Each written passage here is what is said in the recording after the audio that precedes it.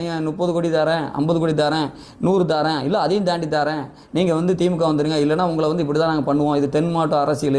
கிட்டத்தட்ட தமிழ்நாட்டுக்குள்ளே 100 பணக்காரங்க இருக்காங்கன்னா அதில் 60% திருநெல்வேலி மாவட்டம், தூத்துக்குடி மாவட்டம் தான் இருக்காங்க. அதனால தென் மாவட்ட அரசியலில் நீங்கள் வந்து கீழேருந்து ஒரு ஏழ்மையிலேருந்து வந்துட்டீங்க. ஏன்னா நான் இப்போ நான் படுற பாடு இந்த ஏழ்மையிலேருந்து வந்ததுனால தான். இன்றைக்கி அடிமட்டத்துலேருந்து நான் ஒரு எம்எல்ஏ ஆனதுனால என்னை வச்சு என்னென்ன பண்ணணுமோ அவ்வளோ கஷ்டத்தை உண்டாக்குறாங்க.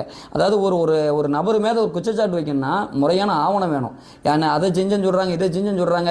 இன்றைக்கும் என்னோட தனிப்பட்ட முயற்சியில் நான் வந்து இன்றைக்கி ஒரு 12 வருஷமாக நான் ஒரு சமூக அளவில் என்னோட ஆக்டிவிட்டியை தான் நான் தொடர்ந்து மக்களுக்காக பணி செய்கிறேன். இன்றைக்கும் 250 பேருக்கு இல்லம் தேடி உணவு கொடுத்துட்ருக்கேன். இந்த தூத்துக்குடி மாவட்டத்தில் இல்லம் தேடி உணவு யாரும் கொடுக்கல, நான் கொடுத்துட்ருக்கேன். தேடி வாசலில் போய் கொடுத்துட்ருக்கேன். அதுபோக என் பதில் மனித நிலைக்கணும், எல்லாரும் சமம் என்ற ஒரு விஷயத்தை உருவாக்க பெட்டி கூலிங் பாக்ஸ் வண்டி ஒரு நபர் இறந்தா இதை நான் வந்து தொடர்ந்து பண்ணிகிட்டு இருக்கேன். அதுமாதிரி என் பகுதியில் தண்ணி இல்லாத போது தண்ணியை 3 வண்டி கொடுத்து தண்ணி நான் கொடுத்துட்ருக்கேன்.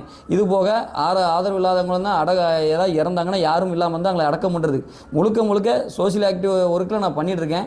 என்னோட முயற்சி நான் இங்கே வந்து நான் அரசியலில் ஒரு வளர்ச்சி அடைஞ்சிடக்கூடாது என்ற ஒரு கண்ணோட்டத்தில் இங்கே இருக்க திமுகவை சேர்ந்த ஏடிஎம்கே சேர்ந்த இதுக்கு முன்னாள் அமைச்சர்கள்லாம் எல்லாம் சேர்ந்துக்கிட்டு என்னை வந்து ஒன்று டிமாண்டுக்குள்ளவா, ஒன்று எங்கிட்ட பணம் வாங்கிட்டு எங்கள் கட்சிக்குள்ளவா, இல்லைனா உன்னை வந்து டார்கெட் பண்ணி தேவையில்லாமல் நாங்களே எல்லாம் அதாவது மொத்தமாக சேர்ந்து அழிப்போம். ஏன்னா அதான் நடந்துகிட்ருக்கு. நீங்கள் இப்போ என்னை வந்து சோசியல் மீடியா நீங்கள் பார்த்தா தெரியும், முழுக்க குறிப்பிட்ட நபருக்கு மட்டும் திரும்ப என்னை பற்றி தவறான விஷயங்களை சொல்கிறாங்க.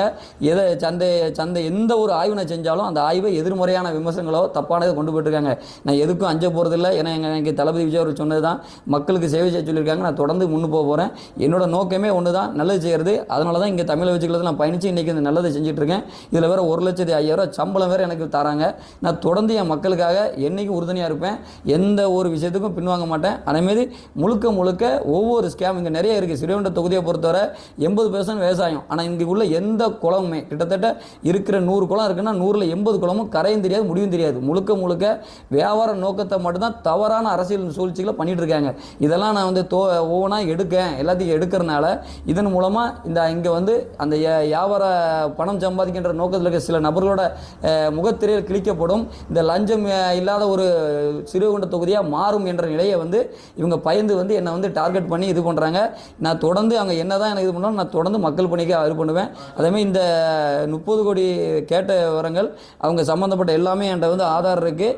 அதை நெல்லையை சேர்ந்த ஒரு தேட்டரு ஓனரும் அதுக்கு சம்மந்தப்பட்ட அடுத்து இந்த கரண்ட் முன்னாள் அமைச்சர் அனிதா ராஜனோட கூட இருக்க 4 பேர் பேசியிருக்காங்க. ஒரு ஆள் பேசல, 4 பேர் பேசியிருக்காங்க. எல்லாமே ரெக்கார்ட்மெட்டிக் ஆதார் இருக்குது.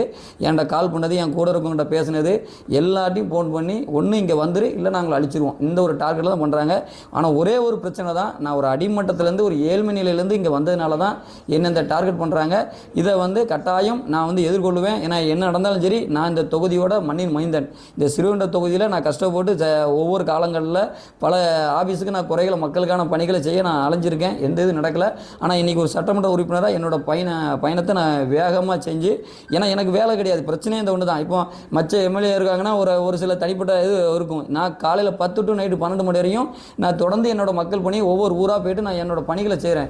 ஒவ்வொரு தெருவாக ஒவ்வொரு வீடு வீடாக போய்ட்டு அங்கே உள்ள பிரச்சனையை நான் வந்து கேட்குறேன். இதெல்லாம் பார்த்தோன்னா அரசியல் சால்வு சொல்லி இவனை வளர விட்டால் நமக்கு பெரிய இதாயிரும், இவன் எல்லா தவறையும் வெளியே கொண்டு வரேன் என்ற இதை எதிர்ப்பில் என்னை வந்து, ஏன்னா மக்கள் ஆதரவு முழுக்க எனக்கு ஸ்ரீவைகுண்டத்தில் முழுமையாக இருக்கிறதுனால என்னை வந்து டார்கெட் பண்ணி இது பண்ணுறாங்க. இந்த நிலையை உடைச்சி நான் என் தொகுதியில் ஒரு நல்ல இந்த ஸ்ரீவைகுண்டம் தூத்துக்குடி மாவட்டத்திலே ஒரு தனிப்பட்ட ஒரு தொகுதியாக வளர்ச்சியை வந்து மேம்படுத்துவேன். இது மட்டும் இல்லாமல் தமிழ்நாட்டிலே இது ஒரு பெஸ்ட்டாக ஒரு தொகுதியாக கொண்டு வரக்கான முயற்சிகளை நான் வந்து எடுப்பேன். என்னுடைய தலையை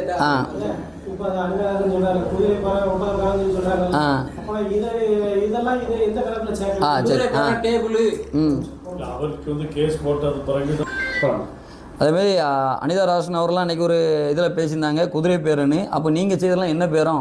நீங்கள் வந்து வாய் முறையாக பொய்யா சொல்கிறீங்க. நான் எவிடன்ஸாக கொடுக்க முடியும். என்னோட எம்எல்ஏ கோட்ரஸ் ஆஃபீஸில் வந்து உட்காந்துருந்து நான் அன்றைக்கி வந்து மிரட்டி ஒன்று எப்பா நீ கீழேருந்து வந்தவன், நீ வந்து வண்டியில் போனால் உன்னை லாரியில் அடித்து தூக்கிடுவோம். அதேமாதிரி நடந்துச்சு. ஒரு 25 நாள் முன்னே எங்கள் எப்போது ஒன்றார பக்கத்தில் என்னை எதிர்த்து ஒரு லாரி வருது. அந்த வண்டி வந்து நான் என்னடா எதிர்த்து எதிராக வரைஞ்சோம், நான் தான் வண்டி ஓட்டுறேன். ரைட் சைடு ரோட்டில் ஏறி என்னோட கார்லேருந்து நான் ரைட் சைடில் ஏறி தப்பிக்கிறேன். இந்த இதுதான் இன்றைக்கி நடந்தது. நான் என் வண்டியோட 25 நாள் கம்பெனியில் வந்து கிடந்திருக்கு. முழுக்க முழுக்க அன்றைக்கி நான் தப்பிச்சதே பெரிய விஷயம்.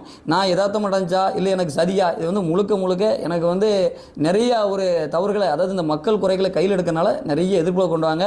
அதுமாதிரி இவங்களோட டார்கெட் என்னென்னா இந்த ஏலத்தை சொல்லி இவங்களை வந்து இங்கேருந்து மாற்றணும், இவங்களை வந்து இது பண்ணணும் அப்படின்னு ஒரு முயற்சியை பண்ணிட்டு இருக்காங்க. இதுக்கெல்லாம் நாங்கள் அஞ்ச போகிறதில்ல. எப்போவுமே தமிழக வெற்றிகளத்தோட தளபதி விஜயோட இதில் பயணத்தில் இருந்து மக்களுக்கான சேவை பண்ணுவோம். இங்கே உள்ள அத்தனை விஷயத்தையும் முறையான தவறான விஷயத்தை பூரா கையை வெளியெடுத்து முறையான விஷயங்களை முறைப்படி கொண்டு வர சொல்லுவோம். சம்பந்தப்பட்ட அதிகாரிகளை சொல்லி அதை வந்து யாருக்கும் இல்லாமல் ஒரு மக்கள் சேவையாக உருவாக்குறதுக்கு முயற்சி பண்ணுவோம்.